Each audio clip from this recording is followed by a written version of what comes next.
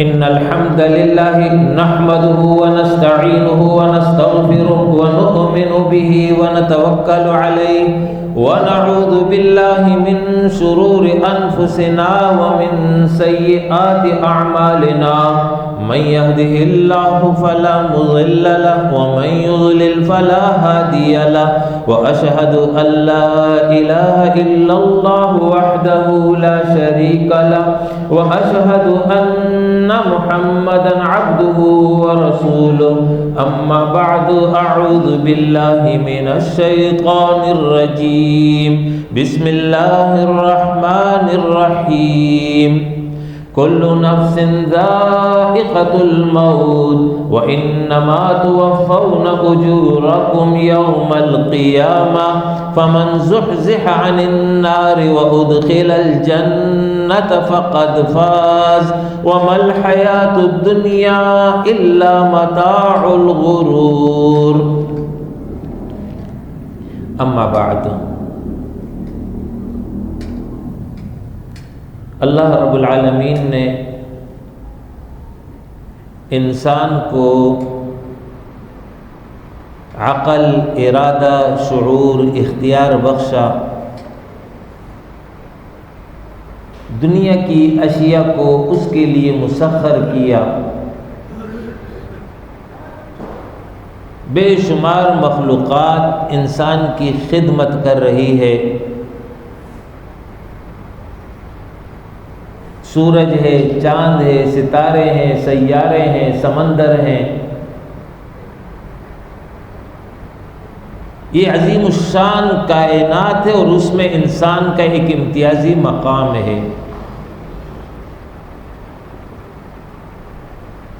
تو اللہ رب العالمین نے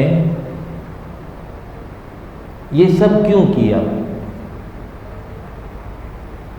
کوئی مقصد تھا یا بس اللہ کا ارادہ ہوا کہ یہ سب کچھ کر لیتا ہوں؟ تو اس حوالے سے قرآن مجید میں اللہ نے فرمایا کہ وَمَا خَلَقْنَا السَّمَاءَ وَالْأَرْضَ وَمَا بَيْنَهُمَا بَاطِلًا، کہ ہم نے آسمان اور زمین کو اور جو کچھ اس کے درمیان ہے بیکار نہیں پیدا کیا، لاعبین کھیل تماشے کے لیے نہیں بنایا۔ انسان کے حوالے سے فرمایا کہ افحسبتم انما خلقناکم عبثا وانکم الینا لا ترجعون، اے انسانوں کیا تمہارا یہ گمان ہے میں نے تمہیں بے مقصد پیدا کیا ہے، دنیا میں بھیج دیا اور جو چاہو کرو، کوئی ذمہ داری نہیں، کوئی تمہارا نصب العین زندگی کا نہیں، اور یہ کہ مرنے کے بعد فنا ہو جاؤ گے، لوٹ کر واپس میری طرف نہیں آؤ گے۔ تو فرمایا کہ فتعال اللہ الملک الحق، اللہ بلند اور بالا حقیقی بادشاہ ہے، وہ لا یعنی کام نہیں کرتا۔ اس بات کو تو میں اور آپ بھی بخوبی جانتے اور سمجھتے ہیں کہ دنیا میں کوئی بھی ذی شعور انسان کوئی بھی کام بے مقصد نہیں کرتا ہے۔ آپ نے اپنی زندگی میں نہ تو یہ دیکھا ہے اور نہ یہ سنا ہے کہ ایک شخص نے زمین خریدی، عمارت بنا دی، تیار ہو گئی اور پھر اس کو ویسے ہی چھوڑ دیا، دکان خریدی، سامان اس میں رکھا، دکان تیار ہو گئی اور اس کو پھر چھوڑ دیا۔ تو جب ایک انسان اتنا سا کام بے مقصد نہیں کرتا تو اتنا عظیم رب، اس نے اتنی عظیم الشان کائنات بنائی اور اس میں انسان کو ایک امتیازی مقام دے دیا اور بے مقصد دے دیا۔ تو جواب دیا کہ فتعال اللہ الملک الحق، اللہ بلند اور بالا حقیقی بادشاہ ہے، وہ لا یعنی کام نہیں کرتا ہے۔ تو کیوں پیدا کیا ہے؟ کائنات کیوں بنائی ہے؟ انسان کو کیوں پیدا کیا ہے؟ تو مقصد یہ ہے کہ انسان کو یہاں پر ذمہ دار بنایا جائے، اس پر کوئی ڈیوٹی عائد کی جائے، تو جو اس مقصد کو پورا کرے گا، جو اس ڈیوٹی کو پورا کر لے گا، اس کے لیے اکرام ہے، اعزاز ہے، نعمت ہے، اور جو یہ نہیں کرے گا تو اس کے لیے سزا ہے، عذاب ہے۔ آدم علیہ السلام کو زمین پر بھیجنے سے پہلے جنت میں ٹھہرایا تھا۔ اس وقت جنت میں ٹھہرانا ایک عارضی طور پر تھا، یہ بتانے کے لیے کہ دیکھو یہاں پر یہ انعام ہے، یہ اعزاز ہے، یہ نعمتیں ہیں، لیکن اس کے حصول کے لیے تمہیں زمین پر اترنا ہوگا، اور پھر زمین پر تمہیں ایک مدت دی جائے گی۔ اس مدت میں اگر تم نے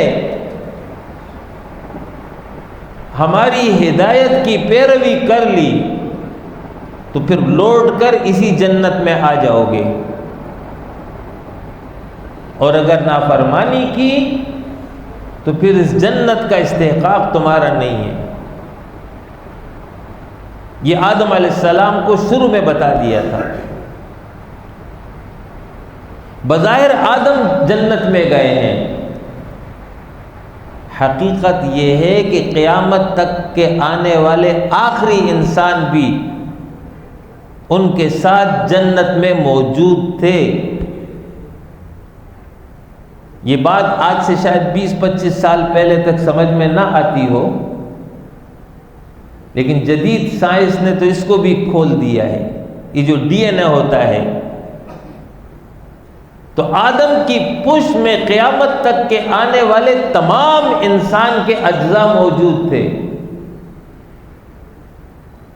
تو گویا کہ تمام نسل انسانی کو جنت میں ٹھہرایا ہے،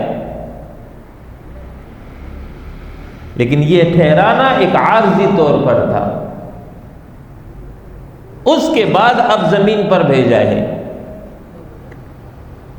تو کسی کو 40 سال دیے ہیں، کسی کو 60 سال دیے ہیں، کسی کو 100 سال دیے ہیں، لیکن ایک محدود زندگی ہے۔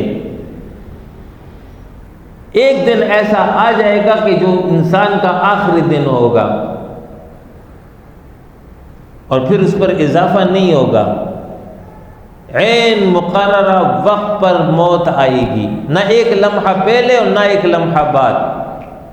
لا یستقدمون ساعة ولا یستأخرون، نہ پہلے نہ بعد میں، عین مقررہ وقت پر، چار و ناچار اس دنیا سے جانا ہوگا۔ اب اس دنیا میں جو انسان زندگی گزارے گا، یہی اس کے مستقبل کا فیصلہ کرے گا۔ تو یہاں جو زندگی ملی ہے، ہم تو یہ سمجھتے ہیں کہ بڑی زندگی ہے۔ آج کل جو اوسط عمر چل رہی ہے وہ 55 سے 60 سال ہے۔ انسانوں کی اکثریت اسی عمر میں دنیا سے جا رہی ہے، اور جو لوگ اس سے زیادہ جی رہے ہیں، گویا کہ کچھ لوگ ہیں کہ جن کو اضافی عمر مل رہی ہے، کسی کو 70 مل گئی، کسی کو 80 مل گئی، کسی کو 90 مل گئی۔ 100 سے اوپر تو خال خال کے ہی نظر آ جائے گا کہ اس کی عمر 100 سے اوپر ہو گئی ہے، ورنہ اس کے اندر اندر دنیا سے جا رہے ہیں۔ اگر ہم اکثریت کو سامنے رکھ کر کے جائزہ لے لیں کہ 60 سال ایک عمر اکثریت کی ہے، 60 سال میں سے ابتدائی 15 سال یہ تو بچپن کے اور لڑکپن کی عمر ہے، بلوغ کے بعد گوئے کہ اصل عمر کا آغاز ہوگا۔ تو 15 سال کے بعد انسان کی عمر کی ابتدا ہے اور 60 سال پہ وہ جا رہا ہے، تو کل 45 سال ہو گئے۔ 24 گھنٹے میں انسان 8 گھنٹے سو جاتا ہے، 1/3 حصہ تو نیند میں چلا گیا، تو 45 میں سے تو 15 سال نیند کے نکال دیں، پیچھے بچ گئے 30 سال۔ یہ ہے اصل عمر۔ اس 30 سال میں انسان جو کچھ کرے گا یہی اس کا مستقبل بنے گا۔ اب اللہ رب العالمین نے انسان کو بتا دیا ہے کہ یہ ایک محدود عمر ہے، اس میں تم نے میری ہدایت کی پیروی کرنی ہے۔ یہ ہدایت انبیاء کے ذریعے انسانوں کو دی گئی ہے۔ لِكُلِّ قَوْمٍ ہاد، ہر قوم کی طرف ہادی آیا۔ یہ جو انبیاء تعلیمات لے کر آئے ہیں، اس کی جامع اور مکمل شکل قرآن اور حدیث کی صورت میں آج موجود ہے۔ یہ ہے وہ کل تعلیمات۔ ان تعلیمات کے مطابق انسان نے عمل کرنا ہے۔ اس میں سب سے اہم اور اول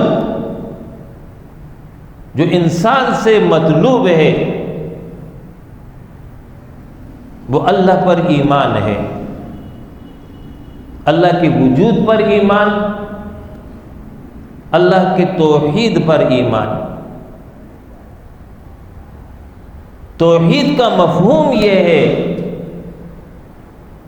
کہ اس کائنات کا خالق، مالک، حاکم، مدبر، متصرف، منتظم، کارساز، زندگی دینے والا، موت دینے والا، رزق دینے والا، عزت دینے والا، ذلت دینے والا، اولاد دینے والا، بارش برسانے والا ایک اللہ ہے، اس کے علاوہ دوسرا کوئی نہیں ہے۔ جب سب کچھ وہ کر رہا ہے تو پھر اطاعت، بندگی، پوجا، پرستش اسی کی ہوگی، اس کے علاوہ کسی اور کی نہیں ہوگی۔ یہ ہے توحید کا خلاصہ، اس کو تسلیم کرنا ہے۔ جب یہ تسلیم ہو گیا تو اب اس کے بعد اس انسان نے اللہ کی ہدایات کے مطابق اپنی زندگی بنانی ہے، جو کہ میں نے آپ کو بتا دیا کہ وہ قرآن اور حدیث کی صورت میں موجود ہے۔ اس میں سب سے پہلے اللہ نے اپنے حق کو بیان کیا ہے۔ اللہ کا سب سے بڑا حق ایمان کے بعد اس کی عبادت ہے۔ عبادت کہتے ہیں اللہ کی رضا اور اس کے پسند کے مطابق قول، عمل، عقیدہ، اخلاق اختیار کرنا، 24 گھنٹے رب کا وفادار رہنا، رب کا اطاعت گزار بن جانا، یہ ہے اللہ کی عبادت۔ نماز بھی اس کے لیے، روزہ بھی اس کے لیے، حج بھی اس کے لیے، قربانی بھی اس کے لیے، انفرادی زندگی بھی اس کے مطابق، گھر کی زندگی بھی اس کے حکم کے مطابق، معاشرے کی زندگی بھی اس کے مطابق، اجتماعی زندگی بھی اس کے حکم کے مطابق۔ تمام دائروں میں اللہ کی اطاعت، یہ اللہ کی عبادت ہے۔ قل ان صلاتی ونسکی ومحیای ومماتی للہ رب العالمین، آپ کہہ دیجئے کہ میری نماز، میری قربانی، میرا جینا محیایا، میرا جینا، میری زندگی بغیر کسی استثناء کے، پوری کی پوری زندگی اور میری موت ایک اللہ کے لیے ہے۔ میں اسی کا وفادار ہوں اور اسی کا تابعدار ہوں۔ یہ ہے مطلوب۔ اس کو خانوں میں تقسیم نہیں کیا جائے گا کہ کچھ حصہ زندگی کا اللہ کو دے دیا جائے۔ مسجد میں آ گئے تو اللہ کی بندگی ہے، مسجد سے باہر نکل گئے تو پھر اپنے نفس کی بندگی ہے، پھر دنیا والوں کی بندگی ہے، گھر میں ہے تو گھر والوں کی بندگی ہے، خاندان میں تو برادری کی بندگی ہے، اجتماعی نظام ہے تو کسی اور کی بندگی ہے۔ نہیں، بندگی ایک اللہ کی ہے، کل کا کل اللہ کا ہوگا۔ وَلَا تَمُوتُنَّ إِلَّا وَأَنْتُمْ مُسْلِمُونَ، تم کو موت نہ آئے مگر اس حال میں کہ تم رب کے وفادار ہو۔ وَاعْبُدْ رَبَّكَ حَتَّى يَأْتِيَكَ الْيَقِينُ، تم کو موت نہ آئے مگر اس حال میں کہ تم اپنے رب کی عبادت کر رہے ہو۔ موت تک اللہ کو یہ مطلوب ہے ہم سے۔ یہ ہے اللہ کا سب سے بڑا حق کہ انسان اسی کا وفادار بن جائے۔ پھر اس کے بعد دوسرا حق رسول اللہ صلی اللہ علیہ وسلم کا ہے، اس لیے کہ ہمارے پاس یہ دین حق ان کے واسطے سے آیا ہے۔ وہ ہمارے مربی ہیں، وہ ہمارے محسن ہیں، دین ہمیں انہوں نے پہنچایا ہے، لہذا ان پر ایمان، پھر ایمان کے بعد ان کی اطاعت، ان کی پیروی، ان کا احترام، ان کے ساتھ دین کے کام میں تعاون، یہ ہم پر لازم کیا گیا ہے۔ یہ تھا اللہ کا حق اور اللہ کے رسول کا حق۔ اس کے بعد انسان بحیثیت انسان اپنی ذاتی اصلاح کی طرف توجہ دے گا، دل میں اللہ کی محبت ہو، اللہ کا خوف ہو، اللہ ہی پر بھروسہ ہو، اللہ کی عظمت اور کبریائی اس کے دل میں پر حاوی ہو، خشیت الہی، معرفت الہی اسے حاصل ہو، اس کے ساتھ ساتھ اخلاص ہو، للہیت ہو، تقوی ہو، دل میں جو ہے تکبر نہ ہو، غرور نہ ہو، فخر نہ ہو، حسد نہ ہو، کینہ نہ ہو، بخل کی بیماری نہ ہو، انانیت پسند نہ ہو، خود پسندی میں مبتلا نہ ہو، عجز اور انکساری کا پیکر ہو، جس کو قرآن تزکیہ نفس سے تعبیر کرتا ہے۔ اس کے بعد پھر اس کا دوسرے انسانوں کے ساتھ تعلق ہے، اس تعلق کے حساب سے اللہ نے قرآن اور حدیث میں ہمیں تعلیمات دی ہیں، ان کی ادائیگی ہم پر لازم ہے۔ اس حوالے سے سب سے بڑا حق والدین کا ہے۔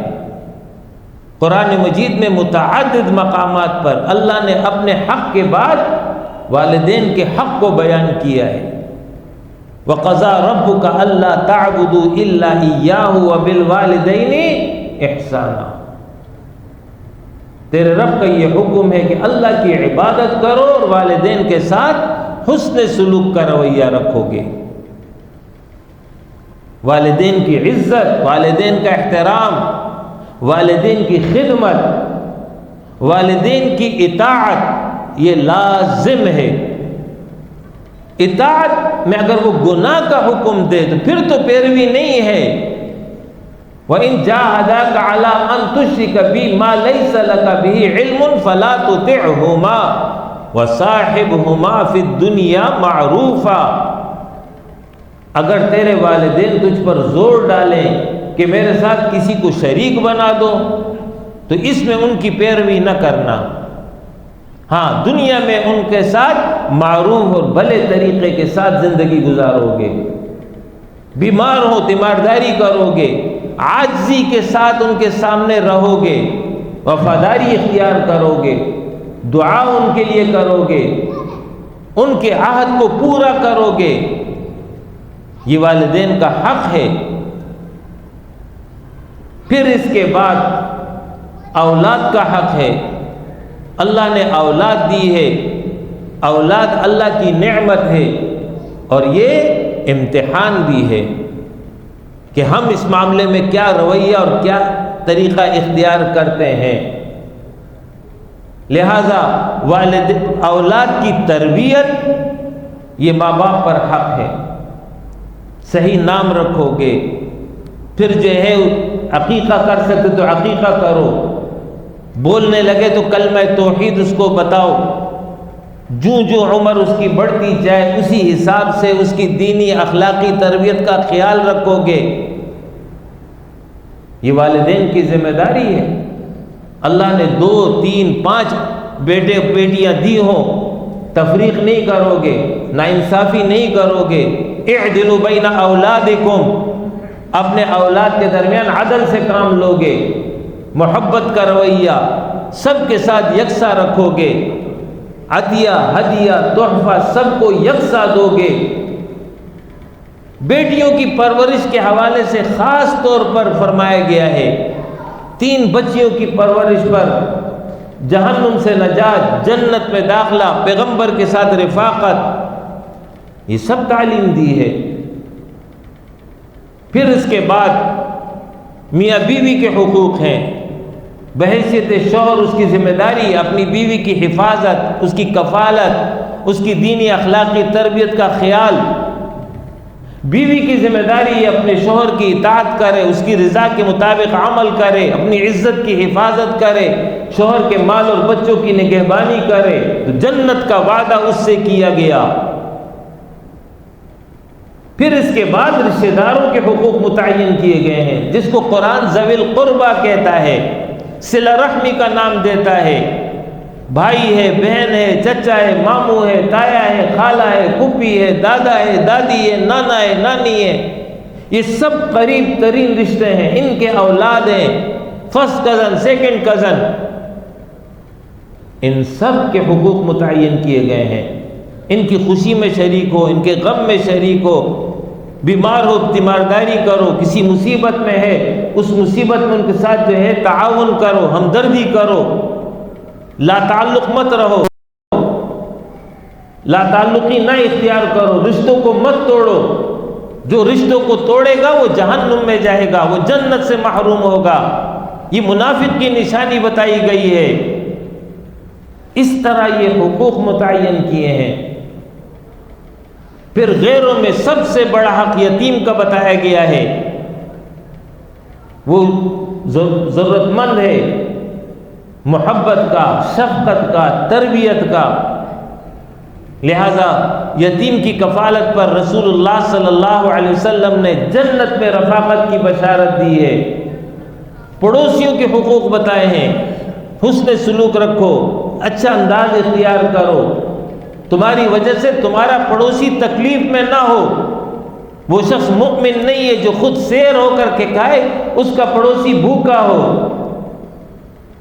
آپ صلی اللہ علیہ وسلم سے ذکر کیا گیا ایک عورت کا کہ بڑی نمازی ہے، بڑی نوافل پڑھتی ہے، بڑی صدقات دیتی ہے، لیکن اس کی زبان سے اس کے پڑوسی پریشان ہیں.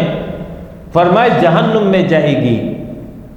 دوسری عورت کا ذکر کیا، حضرت فرائض کی پابندی کرتی ہے، نوافل اتنے نہیں ہیں، لیکن اس کی زبان سے اس کے پڑوسی محفوظ ہیں. فرمائی یہ عورت جنت میں جائے گی. پڑوسیوں کے حقوق بتائے گئے ہیں، مہمان کا حقوق بتایا ہے، مسافروں کے حقوق بتائے ہیں، عام مسلمانوں کے حقوق بتائے ہیں، عام انسانوں کے حقوق بتائے ہیں، جانوروں کے حقوق بتائے ہیں. یہ ساری تعلیمات ہیں جو اللہ نے اور اس کے رسول نے قرآن اور حدیث کی صورت میں ہمیں بتا کے دی، اس کے مطابق ہم نے زندگی گزارنی ہے۔ یہ سب کے سب اللہ کی ہدایات ہیں، اللہ کی تعلیمات ہیں، ان میں ہمارا امتحان لیا جا رہا ہے کہ ہم کیا کر رہے ہیں۔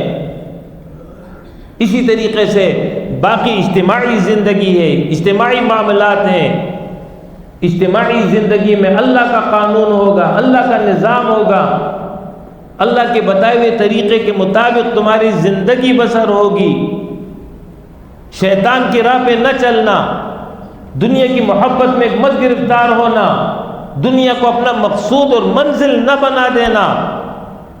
یہ دنیا بہت معمولی ہے، بہت حقیر ہے۔ کس قدر معمولی ہے؟ رسول اللہ صلی اللہ علیہ وسلم نے مثال کے ذریعے سمجھایا، اپنی انگلی کو سمندر میں ڈبو اور پھر دیکھو تمہارے انگلی پر کتنا پانی ہے، یہ ہے دنیا۔ اور دوسری طرف سمندر ہے، سمندر پھر بھی محدود ہے، آخرت تو لا محدود ہے، کوئی موازنہ ہی نہیں ہے، لیکن یہ سمجھانے کے لیے بتایا گیا ہے۔ جس دنیا کو سمجھ رہے ہو کہ بہت بڑی ہے، وہ اتنی سی ہے۔ قیامت میں اللہ پاک مجرموں سے پوچھے گا، کم لبثتم فی الارض عدد سنین، دنیا میں تم کتنا عرصہ رہ کر آئے ہو، کتنے سال تم نے زندگی گزاری ہے؟ تو آخرت کے مقابلے میں دنیا کی زندگی انہیں اس طرح نظر آئے گی کہ یہ کہیں گے کہ لبثنا یومن او بعض یوم، اے اللہ ہم تو ایک دن رہ کر آئے ہیں، یہ ایک دن بھی نہیں تھا بلکہ ایک دن کا کچھ حصہ تھا، صبح کا وقت تھا یا شام کا وقت تھا، ہم گئے اور واپس آئے ہیں، عشیۃً او ضحاہا، یا تو شام کا کوئی وقت تھا یا صبح کا کوئی وقت تھا۔ یہ ہے کل دنیا کی زندگی، یہ ہے اس کی حقیقت۔ اعلموا انما الحیات الدنیا لعب ولہو وزینۃ وتفاخر بینکم وتکاثر فی الاولاد وتکاثر فی الاموال والاولاد کمثل غیث اعجب الکفار نباته ثم یہیج فتراه مصفرا ثم یکون حطاما۔ قرآن حقیقت بیان کر رہا ہے کہ دنیا ہے کیا؟ کھیل تماشا، زینت اختیار کرنا، خوبصورتی اختیار کرنا، ایک دوسرے پر فخر جتلانا، مال اور اولاد کی کثرت کا اظہار کرنا، یہ ہے پوری دنیا کی زندگی۔ 60 سال 70 سال کی زندگی کا خلاصہ یہی ہے۔ بچپن میں انسان لعبن کھیل رہا ہے، لڑکپن میں انسان لہون کھیل تماشے میں مشغول ہو گیا ہے، جوانی میں زینت اختیار کرتا ہے، فیشن اختیار کرتا ہے، جوانی میں فخر میں مبتلا ہوتا ہے، میرے اچھے کپڑے، میرے اچھے جوتے، میرا اچھا لباس، میرا اچھا انداز۔ بڑھاپے میں تکاثر فی الاموال والاولاد، جب بوڑھا ہو جاتا ہے تو کہتا ہے اتنا مال میں نے کما لیا، میرا اتنا بینک بیلنس ہے، اس کا اتنا نہیں ہے، میرا اس سے زیادہ ہے، میرے 8 بیٹے، میرے 6 بیٹے، میرے اتنے پوتے ہیں، میرے اتنے نواز ہیں۔ یہ ہے کل دنیا کی زندگی۔ کمثل غیث، اس کی مثال اللہ ایک اور مثال سے واضح کر رہا ہے، فرمایا اس دنیا کی مثال ایسے جیسے کسان زمین ہموار کر دیتا ہے، اب وہ بارش کا انتظار کر رہا ہے، جب بارش برستی ہے تو پھر اس میں سے کونپل نکلنا شروع ہو گئے، چھوٹے چھوٹے پودے، گویا کہ چھوٹا بچہ پیدا ہو گیا، پھر اس کے بعد وہ کھیتی پک جاتی ہے، ایک وقت آتا ہے پورا ماحول سرسبز ہوتا ہے، دلکش منظر ہوتا ہے، حسین لگتا ہے، آنکھوں کو بھلا لگ رہا ہوتا ہے، ثم پھر دیکھتے ہو کہ وہ اس کے بعد مصفرن زرد ہو جاتا ہے، کچھ دن کے بعد وہ کھیتی زرد ہونا شروع ہو جاتی ہے، اس کے پتے مرجھانا شروع ہو جاتے ہیں۔ انسان کے بال پہلے کالے تھے، ہٹا کٹا تھا، صحت کی حالت میں تھا، گویا کھیتی پکی ہوئی ہے، پھر اس کے بعد بال سفید ہو گئے، ہاتھ پاؤں میں وہ قوت و طاقت نہ رہی، ثم یکون حطاما، پھر وہی کھیتی کٹنے کے بعد ریزہ ریزہ ہو جاتی انسان کے قدموں میں آ کر کے۔ یہی حال انسان کا ہوتا ہے کہ بڑھاپے کے بعد جا کر کے انسان قبر میں مٹی کے ساتھ مٹی ہو جاتا ہے۔ یہ ہے دنیا کی حقیقت، یہ ہے دنیا، اور اس کی قدر و قیمت رسول اللہ صلی اللہ علیہ وسلم نے یہ بتائی ہے کہ اللہ کی نظر میں دنیا کی قدر و قیمت مچھر کے پر کے برابر بھی ہوتی تو دنیا میں کسی کافر کو پانی بھی نہیں دیتا، اس قدر حقیر ہے۔ ایک مقام سے گزر رہے تھے، وہاں پر بکری کا مردہ بچہ پڑا ہوا تھا، کان کٹے ہوئے، کان کٹا جانور کی قیمت پیسے کم ہوتی ہے اور وہ مردار تھا۔ رسول اللہ صلی اللہ علیہ وسلم نے صحابہ سے پوچھا تم میں سے کون اس کو 1 درہم میں خریدے گا؟ صحابہ نے عرض کیا اللہ کے رسول ہم تو اس کو مفت نہیں لینا چاہتے، چاہے جائے کہ 1 درہم خرچ کریں۔ آپ صلی اللہ علیہ وسلم نے فرمایا جس قدر تمہارے نظر میں یہ دنیا حقیر ہے، اللہ کی نظر میں جس قدر تمہارے نظر میں یہ بکری کا بچہ حقیر ہے، اللہ کی نظر میں اس سے زیادہ دنیا حقیر ہے۔ یہ ہے دنیا کی حقیقت۔ بظاہر بنگلے ہیں، بظاہر گاڑیاں ہیں، بظاہر اقتدار ہے، بظاہر منصب ہے، بظاہر اختیار ہے، یہ سب کا سب دھوکہ ہے، اس کی کوئی حقیقت نہیں ہے۔ انسان سب کچھ چھوڑ کر کے یہاں سے چلا جائے گا۔ اللہ فرما رہا ہے نحن الوارثون، ہم وارث ہوں گے اس دنیا کے، اس دنیا کی چیزوں کے۔ لہذا یہ دنیا کی زندگی کہیں انسان کو دھوکے میں نہ مبتلا کر دے، اس کی وجہ سے انسان اللہ کو ناراض نہ کر بیٹھے۔ لہذا اللہ رب العالمین نے جو احکامات دیے ہیں، تعلیمات دیے ہیں، ان احکامات اور تعلیمات کے مطابق انسان نے زندگی گزارنی ہے، اپنی اصلاح کرنی ہے، اپنے گھر کی اصلاح کرنی ہے، اپنے بچوں کی اصلاح کرنی ہے، اللہ کے احکام کا اور اس کے حدود کا خیال رکھنا ہے۔ یہ کریں گے تو تب کہیں جا کر کے اخروی زندگی میں کامیابی حاصل ہوگی۔ کل نفس ذائقۃ الموت، ہر ذی روح نے موت کا ذائقہ چکھنا ہے، ہر انسان نے اس دنیا سے جانا ہے، اس کا کوئی منکر دنیا میں موجود نہیں ہے، سب مانتے ہیں کہ جانا ہے۔ پھر کیا ہوگا؟ فنا ہو جاؤ گے، ختم ہو جاؤ گے، غائب ہو جاؤ گے؟ نہیں، بلکہ وَإِلَيْنَا تُرْجَعُونَ، ہماری طرف تم لوٹائے جاؤ گے۔ لَقَدْ جِئْتُمُونَا فُرَادًا كَمَا خَلَقْنَاكُمْ أَوَّلَ مَرَّةٍ، اللہ فرمائے گا جب روح یہاں سے چلی جاتی ہے، آگے میرے پاس اکیلے، جس طرح میں نے تمہیں دنیا میں اکیلا بھیجا تھا، کوئی مددگار، کوئی سفارشی تمہارے ساتھ نہیں ہے۔ انما توفون اجورکم یوم القیامہ، تم کو تمہارے اعمال کا پورا پورا بدلہ قیامت کے دن دے دیا جائے گا۔ جو کچھ تم یہاں کر رہے ہو اس کا نتیجہ اخروی زندگی میں سامنے آ جائے گا۔ فَمَن يَعْمَلْ مِثْقَالَ ذَرَّةٍ خَيْرًا يَرَهُ وَمَن يَعْمَلْ مِثْقَالَ ذَرَّةٍ شَرًّا يَرَهُ، جس نے ذرہ برابر نیکی کی ہوگی وہ اس کے سامنے آ جائے گی، جس نے ذرہ برابر برائی کی ہوگی وہ اس کے سامنے آ جائے گی۔ رسول اللہ صلی اللہ علیہ وسلم نے فرمایا جب مردے کو قبر کی طرف لے جاتے ہیں تو 3 چیزیں جاتی ہیں ساتھ، اس کا عمل جاتا ہے، اس کا مال جاتا ہے، اس کے دوست احباب رشتہ دار جاتے ہیں۔ تدفین کے بعد رشتہ دار گھروں کی طرف لوٹ گئے، اس کا مال ورثاء میں تقسیم ہو گیا، اس کے ساتھ آگے جانے والی چیز اس کا عمل ہوتا ہے، اچھا ہے برا ہے، جو اس نے کیا ہے یہی اس کی کل اور اصل کمائی ہے، جس کو لے کر انسان دنیا سے رخصت ہو گیا۔ انسان کہتا ہے مالی مالی مالی، میرا مال میرا مال، یہ میرا بنگلہ، یہ میری گاڑی ہے، یہ میرا کاروبار ہے، یہ میرا فلاں ہے، یہ میرا فلاں ہے۔ رسول اللہ صلی اللہ علیہ وسلم نے فرمایا تمہارا مال وہ ہے جو تم نے کھا لیا، تمہارا مال وہ ہے جو تم نے پہن لیا، تمہارا مال وہ ہے جو تم نے آگے بھیج دیا، آخرت کے لیے ذخیرہ کر دیا۔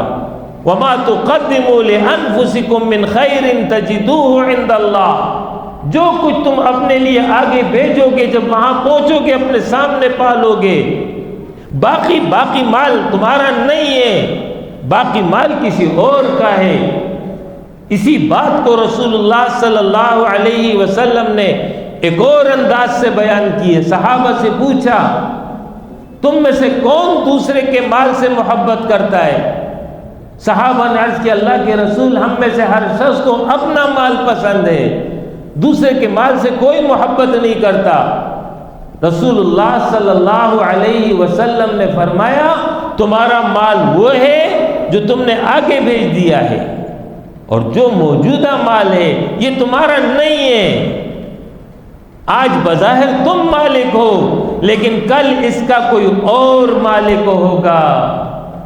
جس گاڑی میں تم گھوم رہے ہو کل اس گاڑی میں کوئی اور گھومے گا، جس بنگلے میں تم رہ رہے ہو کل اس بنگلے میں کوئی اور رہے گا، جس بینک بیلنس کے تم مالک ہو کل اس کا کوئی اور وارث ہوگا۔ راجہ رحمت رحمہ اللہ، آپ کی اس مسجد کے بانی، عظیم شخصیت، نیک انسان، یہ سامنے پیٹرول پمپ ہے، معروف ہے راجہ صاحب کا پیٹرول پمپ، راجہ صاحب کا پیٹرول پمپ، لیکن راجہ صاحب کدھر ہیں؟ پیٹرول پمپ یہی ہے، راجہ صاحب نہیں ہے۔ اسی طرح سب کے ساتھ ہونے والا ہے۔ لوگ سمجھتے ہیں میری گاڑی ہے، میرا بنگلہ ہے، میرا سٹیٹس ہے، کچھ بھی تمہارا نہیں ہے، صرف استعمال کے لیے اللہ نے تمہیں دیا ہے۔ متاع الدنیا قلیل، اللہ نے اس کو متاع سے تعبیر کیا ہے۔ متاع عربی میں کہتے ہیں اس شے کو جو انسان کو عارضی فائدہ پہنچائے، دوام، استحکام، استمرار اس میں نہ ہو، اس کو متاع کہتے ہیں۔ دنیا متاع ہے، فائدے کی چیز ہے، بس انسان فائدہ اٹھا لے اس سے، اس کی نہیں ہے۔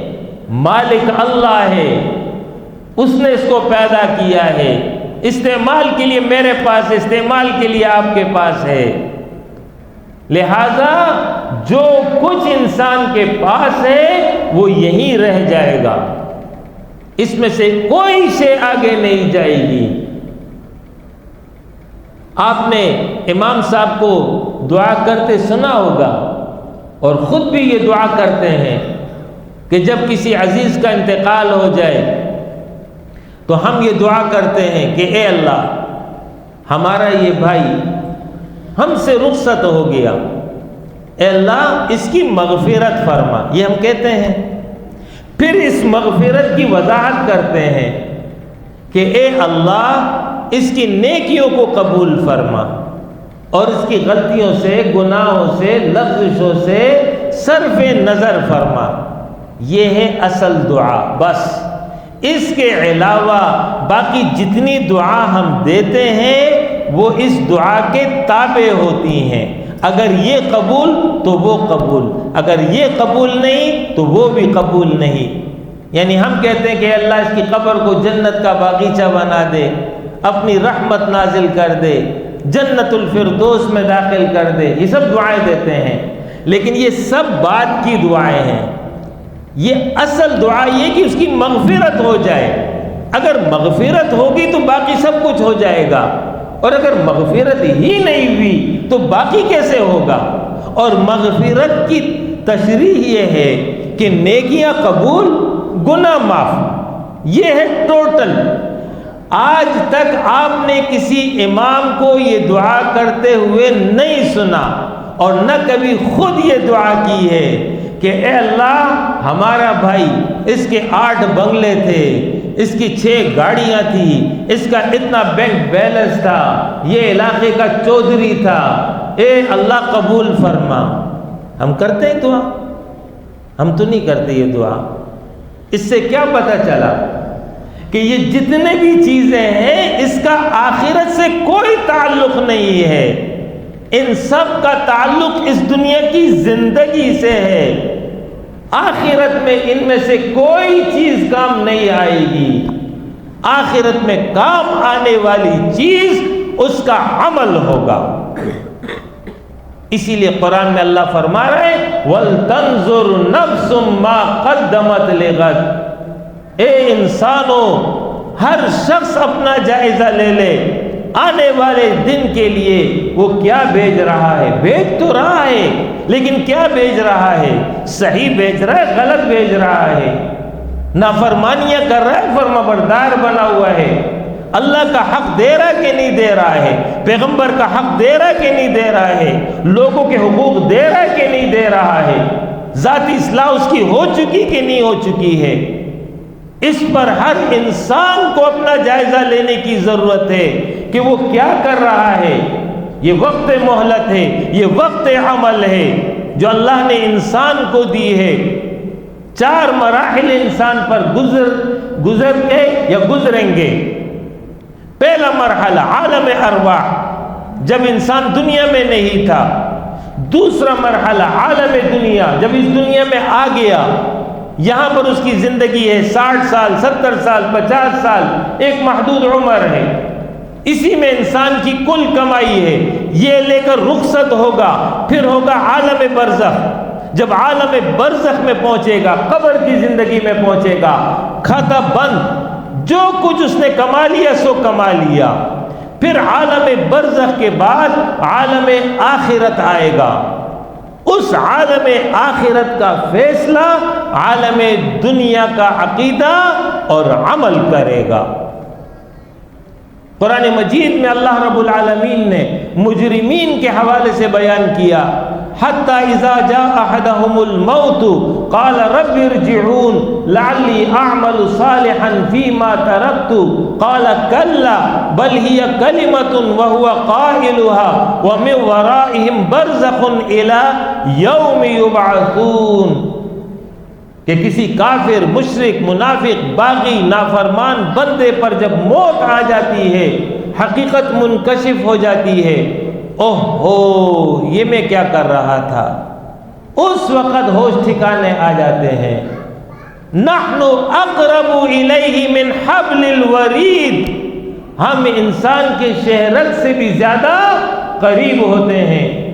جب اس کی روح قبض ہوتی ہے اللہ اس کے قریب ہوتا ہے، اس وقت ہوش ٹھکانے آ جاتے ہیں تو چیخ اور پکار کرتا ہے کہ اے میرے رب مجھے واپس دنیا کی طرف لوٹا دے، اب میں نیک عمل کر کے آؤں گا، اب تیری بھی عبادت ہوگی، تیری اطاعت ہوگی، تیرے حقوق ادا ہوں گے، لوگوں کے حقوق ادا ہوں گے، اے اللہ ایک مہلت اور دے دے۔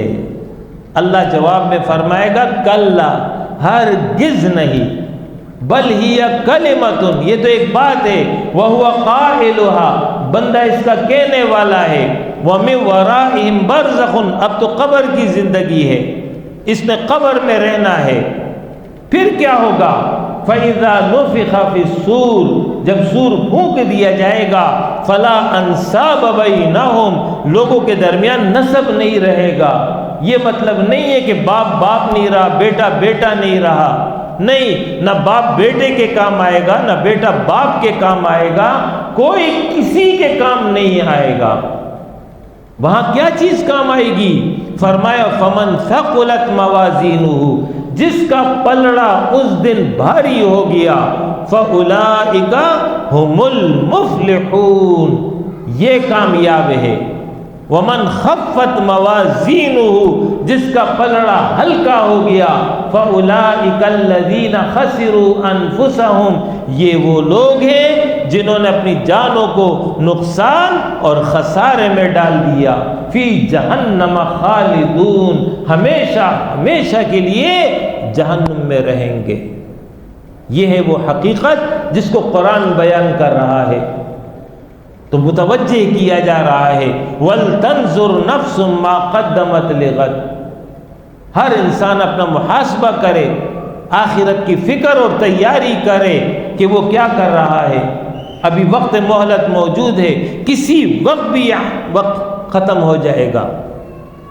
انسان کے پاس دنیا کی جو زندگی ہے آخرت کے اعتبار سے یہ سب سے زیادہ قیمتی سرمایہ ہے. اس کا اگر وہ درست استعمال کرے گا آخرت میں فائدہ اٹھا لے گا. اس کا اگر غلط استعمال کرے گا آخرت میں نقصان اٹھائے گا. جیسے برف والا ہے، برف والا جو برف بیچتا ہے اگر وہ برف کی نگرانی کرے اور ٹھیک ٹائم پر اس کو فروخت کر دے تو اس کو 2 پیسے مل جائیں گے. لیکن اگر اس نے برف کو کھلا چھوڑ دیا اور فروخت نہیں کرتا، کھلا چھوڑ دیا ہے، تو برف وقت کے ساتھ ساتھ پگھلتا چلا جائے گا. ایک وقت آ جائے گا کہ اس کا جو اصل سرمایہ ہے وہ بھی ختم ہو جائے گا. اسی طرح یہ جو عمر ہے یہ بھی برف کی طرح ہے. کل 40 سال کے تھے، پھر 42 کے ہو گئے، پھر 45 کے ہو گئے، پھر 50 کے ہو گئے، پھر 60 کے ہو گئے، پھر 70 اور 80 میں جو ہے آخری وقت آ جائے گا اور دنیا سے چلا جائے گا. صبح ہوئی، شام ہوئی، یوں ہی زندگی تمام ہوئی. یہ تو جا رہا ہے، وقت کم ہوتا چلا جا رہا ہے. انسان دھوکہ کھاتا ہے. انسان کی عمر بڑھتی ہے تو کہتا ہے کہ میری عمر میں اضافہ ہو گیا. حقیقت یہ کہ عمر میں اضافہ نہیں ہوتا ہے، عمر گھٹتی ہے، بڑھتی نہیں ہے. کسی کی اگر تقدیر الہی میں عمر 60 سال ہے تو 40 سال کا جب وہ ہو گیا تو اب تو اس کی عمر 20 سال رہ گئی ہے. 40 سال تو چلے گئے ہیں. کس چیز کی مبارکبادی ہے؟ اگلا سال 41 کا ہو جائے گا. جب 41 کا ہوگا لوگ کہیں گے کہ ہیپی برتھ ڈے. لیکن حقیقت یہ ہے کہ اس کا 41واں سال کم ہو گیا. اب آگے 19 رہ گئے ہیں، 42 پہ 18 رہ جائیں گے، 43 پہ 17 رہ جائیں گے. لیکن انسان ظاہر بین ہے، ظاہر چیز کو دیکھتا ہے، اس سے نتیجہ پکڑ لیتا ہے. حالانکہ یہ دھوکہ ہے. آپ نے رات میں گاڑی میں سفر کیا ہو تو رات کو اگر آپ چاند کو دیکھیں اور گاڑی میں چل رہے ہوں آپ کو یوں محسوس ہو رہا ہوگا کہ چاند چل رہا ہے، حالانکہ چاند نہیں چلتا ہے، آپ چل رہے ہیں. یہ دھوکہ ہے جو آپ کو ہوتا ہے. ریل گاڑی میں آپ نے سفر کیا ہو تو ریل گاڑی سے باہر کی طرف اگر آپ مناظر دیکھیں گے تو تھوڑی دیر دیکھتے رہے تو آپ کو یوں محسوس ہوگا کہ درخت ہیں اور مکانات ہیں جو چل رہے ہیں، حالانکہ درخت مکانات نہیں چل رہے ہیں، گاڑی چل رہی ہے. اسی طریقے سے انسان ہے. انسان سمجھ رہا ہے میری عمر بڑھ رہی ہے، بڑھ نہیں رہی ہے، گھٹ رہی ہے. لیکن وہ لوگ جو آخرت پر یقین نہیں رکھتے ہیں، جن کے نظر میں دنیا ہی کل زندگی ہے، تو وہ جو ہے اگر سالگرہ مناتے ہیں تو بات سمجھ میں آتی ہے ان کے حساب سے. اس لیے کہ جب آخرت ان کے پیش نظر نہیں ہے، کل دنیا کی زندگی ہے. اب مثال سے میں آپ کو سمجھاؤں. ایک شخص ہے، اس کو 30 سال کی عمر میں موت آ گئی. دوسرا شخص ہے، اس کو 40 سال کی عمر میں موت آ گئی.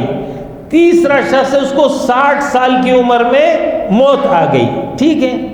اب جو 30 سال والا یہ تو چلا گیا، لیکن جو 40 سال میں جا رہا ہے اس کو 10 سال اس سے زیادہ مل گئے. تو یہ اپنے آپ کو کامیاب سمجھتا ہے کہ میں 10 سال زیادہ جی گیا. اور جو تیسرا 60 سال والا ہے وہ پہلے کے مقابلے میں 30 سال زیادہ جی گیا، اپنے کو کامیاب سمجھتا ہے. دوسرے کے مقابلے میں 20 سال زیادہ جی گیا، اپنے کو کامیاب سمجھتا ہے. تو جس کے نظر میں دنیا ہی کل حقیقی زندگی ہے، اس کی سالگرہ تو سمجھ میں آتی ہے کہ مجھے 41 سال مل گئے، مجھے 42 سال مل گئے، مجھے 43 سال مل گئے. لیکن مؤمن انسان کے پیش نظر آخرت ہے، وہ دنیا کی زندگی کو آخرت کے لیے گزارتا ہے، لہذا جب اس کی عمر بڑھتی ہے تو در حقیقت وقت مہلت کم ہو رہا ہے، وہ زیادہ چکنا ہو جاتا ہے، وہ زیادہ بیدار ہو جاتا ہے، وہ زیادہ متوجہ ہو جاتا ہے اللہ کی جانب۔ تو فرمایا کہ ہر انسان اپنا جائزہ لے لے کہ وہ اس زندگی میں کیا کر رہا ہے۔ سیدنا عمر فاروق رضی اللہ عنہ کا قول ہے، لوگوں اپنا محاسبہ کر لو اس سے پہلے کہ اللہ تمہارا احتساب کر لے، اس سے پہلے ابھی وقت موجود ہے، اپنی زندگی کا جائزہ لے لو، کہاں گزری ہے، کس حال میں گزری ہے۔ جوانی پوری عمر کا الگ سوال ہوگا، ساری عمر تم نے جو گزاری ہے یہ کہاں کھپائی ہے۔ دوسرا سوال جوانی کا ہوگا، اصل اور کریم عمر، اس کے بارے میں الگ سے سوال ہوگا، اس کو کہاں ضائع کیا ہے۔ تیسرا سوال مال کیسے کمایا ہے۔ چوتھا سوال مال کو خرچ کہاں کیا ہے۔ یہ نہیں کہہ سکتے میرا مال میری مرضی، مال اللہ کی امانت ہے، اس کے بارے میں خصوصی سوال اللہ کرے گا۔ پانچواں سوال بتاؤ جو علم تمہیں دیا گیا تھا، قرآن آیا تھا، پیغمبر آیا تھا، دین کی تعلیمات موجود تھی، بتاؤ تم نے ان تعلیمات کے مطابق کس قدر عمل کیا ہے۔ جب تک یہ 5 لازمی سوالات بندہ رب کو نہ دے دے، رب کے دربار سے اس کے قدم ہل نہ سکیں گے۔ دائیں طرف دیکھے گا تو اس کا عمل، بائیں طرف دیکھے گا تو اس کا عمل، کوئی ساتھی نہیں، کوئی مددگار نہیں، کوئی دوست نہیں، کوئی ساتھی نہیں، اس کا عمل ہے جو اس کے ساتھ موجود ہوگا۔ وَلْتَنْظُرْ نَفْسٌ مَا قَدَّمَتْ لِغَدٍ، ہر شخص اپنا جائزہ لے وہ کیا بھیج رہا ہے۔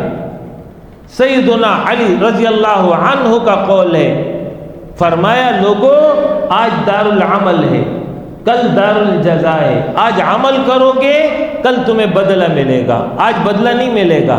آپ اعتکاف میں بیٹھے ہوئے ہیں، ایسا تو نہیں ہے کہ چاند جیسی نظر آ جائے گا تو باہر گیٹ پہ فرشتے کھڑے ہوں گے، آپ کو چیک دے رہے ہوں گے کہ ماشاءاللہ معتکفین حضرات ہیں، رمضان ختم ہو گئی، یہ الگ چیک ہے اور یہ الگ بونس ہے، یہ تمہیں مل رہا ہے۔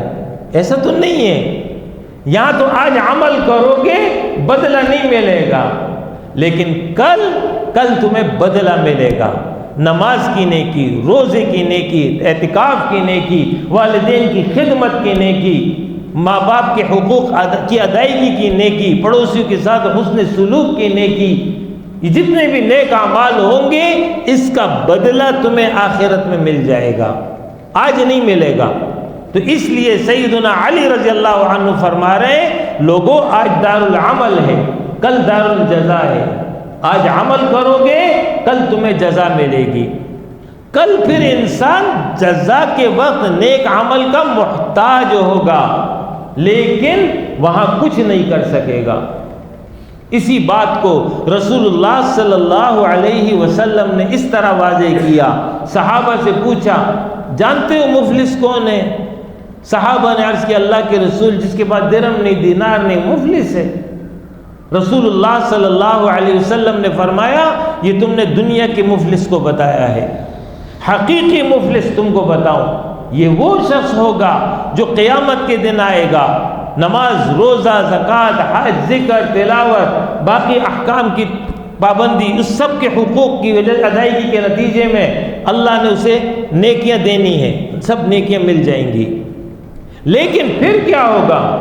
پھر یہ ہوگا کہ کچھ لوگ کھڑے ہو جائیں گے اور اس کے خلاف مقدمہ دائر کریں گے کہ اے اللہ یہ بڑا نمازی ہے، بڑا حاجی صاحب ہے، بڑا عبادت گزار ہے، بڑا دیندار ہے، لیکن اس نے مجھے گالی دی ہے، اس نے میری غیبت کی ہے، اس نے میرے خلاف بہتان لگایا ہے، اس نے میرے خلاف جھوٹی گواہی دی ہے، اس نے میرا مال ہڑپ کیا ہے، اس نے مجھے فلاں نقصان کیا ہے، میرا حق اس کے ذمہ ہے، میرا حق دلائے جائے۔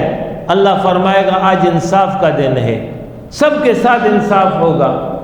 وہاں انصاف کی صورت کیا ہے؟ جو نیکیاں دی گئی ہوں گی فرشتوں کو حکم کیا جائے گا یہ نیکیاں لو اور اس کی جو حقدار ہیں ان سب میں تقسیم کر دو۔ وہ جو نیکیاں لے کر آیا ہوگا وہ سب حقداروں میں تقسیم ہو جائیں گی۔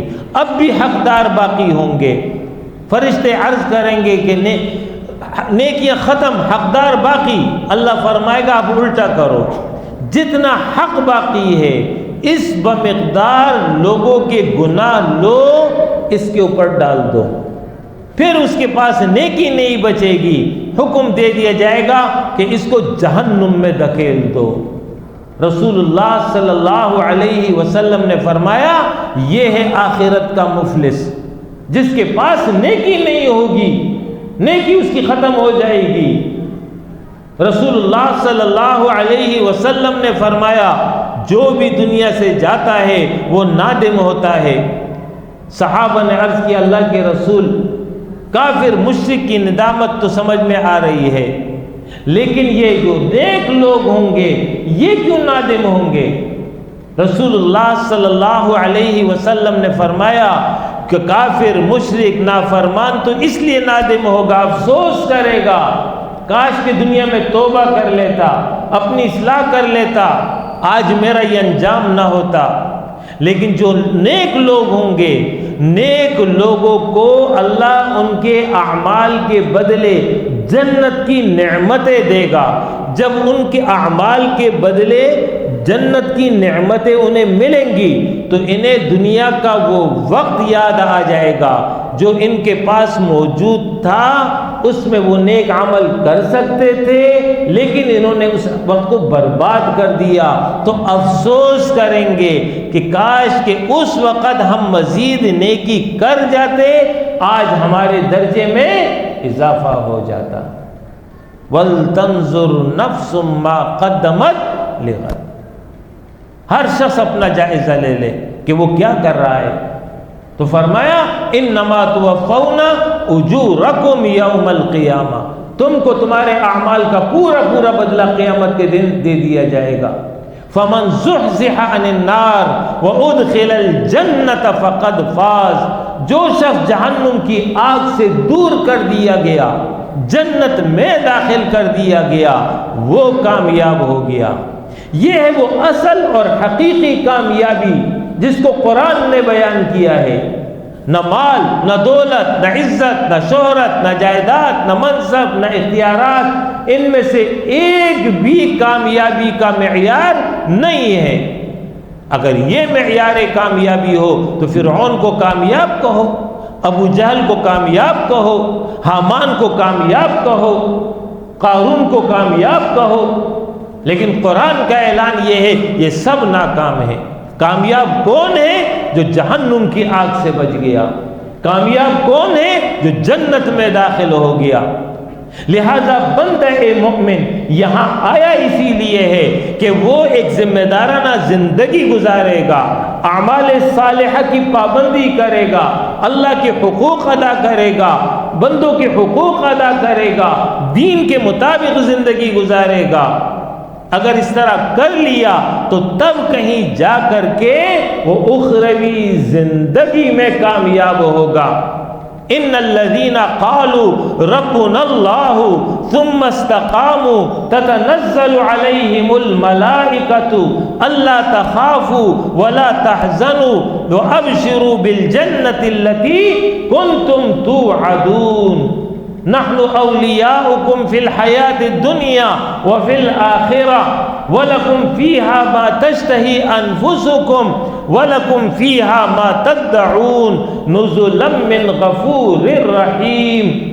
اللہ فرما رہا ہے یقیناً جنہوں نے کہا کہ اللہ ہمارا رب ہے، اس کے اوپر انہوں نے استقامت اختیار کر لی، زندگی بھر اس پر قائم رہے، اللہ کے احکام کی پابندی کرتے رہے، تو پھر موت کے وقت تتنزل علیہم الملائکہ، فرشتے آ جاتے ہیں، اللہ تخافوا ولا تحزنوا، اس پیغام کے ساتھ کہ خوف اور غم نہ کرو، آگے کے تمام مراحل آسان ہیں، وَأَبْشِرُوا بِالْجَنَّةِ، اور خوشخبری سن لو اس جنت کی جس کا تم سے وعدہ کیا گیا تھا۔